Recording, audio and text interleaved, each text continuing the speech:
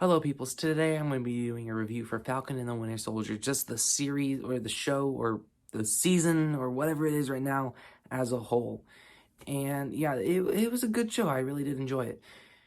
And I've had a really hard time figuring out a score for this. I really did, because it really is at this point a 6-hour movie. WandaVision was very unique in its style, so it almost felt earned to be a TV show. And so that was really easy to, grade and assess.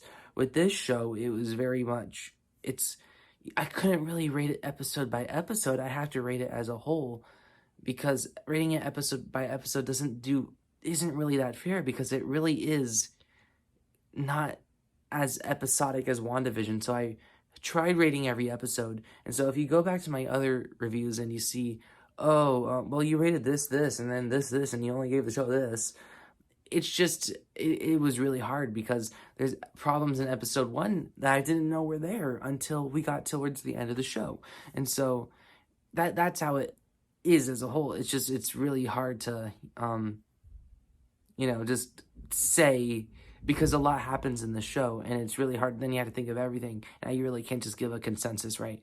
Well, I couldn't give a consensus as soon as I was done watching just the 6th episode. With WandaVision, it was easier because it was very episodic in the way it was done.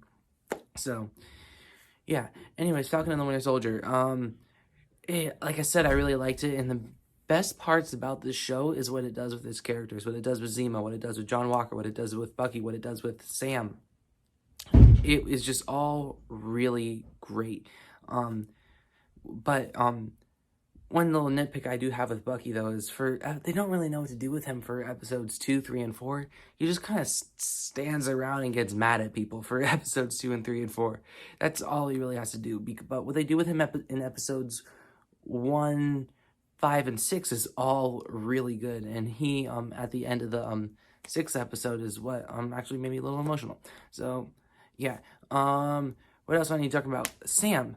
What they do with him, well, we're all talking about spoilers here at this point. What they do with, I just love how this show took him and really showed the qualities of why Sam deserves to be Captain America. It was just all really well done. John Walker, played by Wyatt Russell, wow.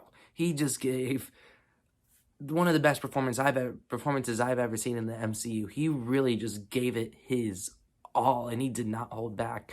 I know he did get death threats and all that, and that really sucks. And yeah, I hope that if you're doing that, don't do that. But yeah, he has some of the best moments of the show.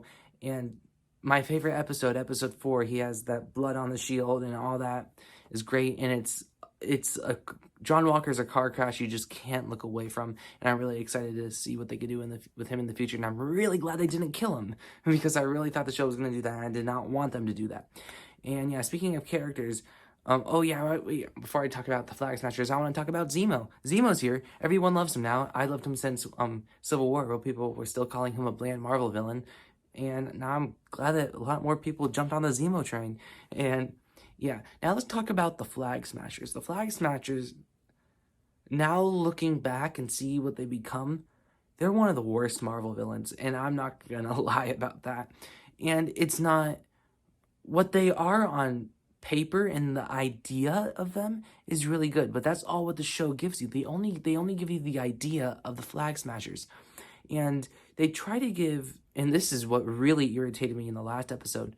At the end of the last episode, Sam was almost trying to defend Carly, and he felt bad. And you see him trying to reason that in his head with the previous episodes. He's like, well, maybe she's a good person. She has good beliefs. But the show only goes out of its way to show us the bad things that she does. And so I never could ever get on board with this redemption thing for her, because then I would be fine if the show went out of its way to show her doing good acts, but whenever the show goes out of the way to show her, she's always doing bad stuff. And so when you see sad Sam yelling at these government people about her, I just didn't buy it at all. It should have been built up so much more. And what makes it really irritating is that it's a TV show. You have chances. They had plenty of chances to make her a redeemable villain, almost like a Killmonger. And it just never got there, sadly. And that's my small rant about the Flag Smashers. what else did this show have? This show had tons of heart. It really did. Every especially within the first episode is, well, the whole show as a whole is just really where you just really get these characters and people, and now we know Bucky and Sam better than we ever have before. By the way, I do want to talk about the action of this season or show or whatever. Really good action. Some of the better hand-to-hand combat I've seen. My favorite sequence in particular is the basically where they take away the shield from John Walker. That whole entire sequence, it was by the way, Henry Jackman's score, fantastic. And they take Henry Jackman's score and they put it over the battle from Civil War, and it's almost a parallel to it. And Civil War is my favorite Marvel movie. So all that I just loved.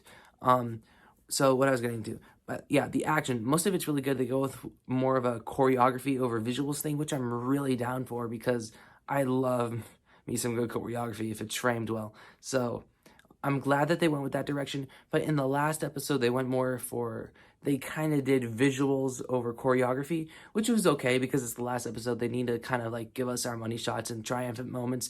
And I guess that was fine. It's just when you have the whole 5 weeks of build-up with so much great action, I was kind of let down by that last episode when it was more visuals.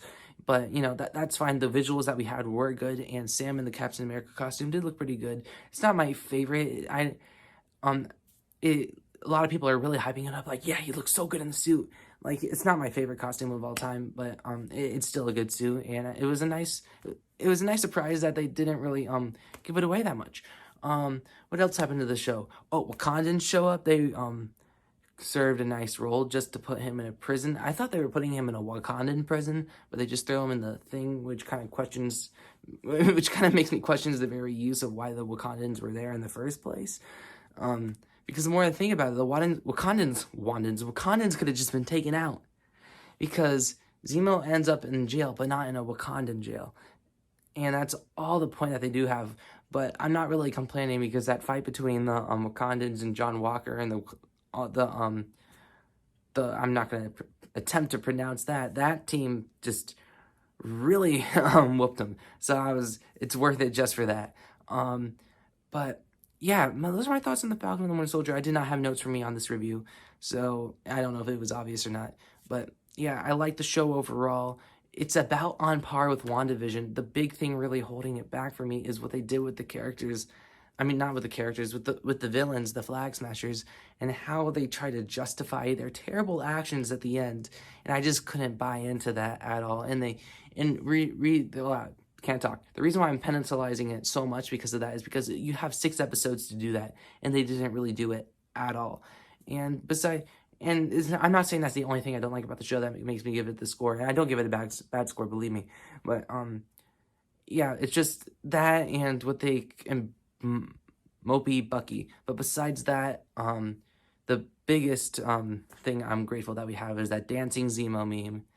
Thank you, Marvel, for giving us that. And I want to give Falcon and the Winter Soldier an 8.4 out of 10. I really did like it. I'm really fighting with this ranking. It's like, somehow it's like exactly on par with WandaVision and exactly on par with Age of Ultron, and I just don't know where to put what right now. And I'm also not going to be doing a ranking of this with the other Marvel movies, just because those videos are really hard to make and they take a long time, and we're getting Marvel content like dun dun dun dun. So I think once we get Black Widow, I'll do another ranking. So yeah, and by the way, with the Loki show, I don't think I'll be doing an episode by episode review. I think I'll be doing just when the whole season is out, just because me doing an episode by episode review with this show really affected and made me confused on how I felt as the show as a whole. So once we get to the end of, I'm not going to score the Loki episodes at all. Once I get to the end of it, I'm going to give my thoughts, because this episode by episode thing isn't working for me at all. So yeah, my camera's about to die, so I'm going to wrap this up quickly. So like, share, subscribe, and stuff like that, and adios.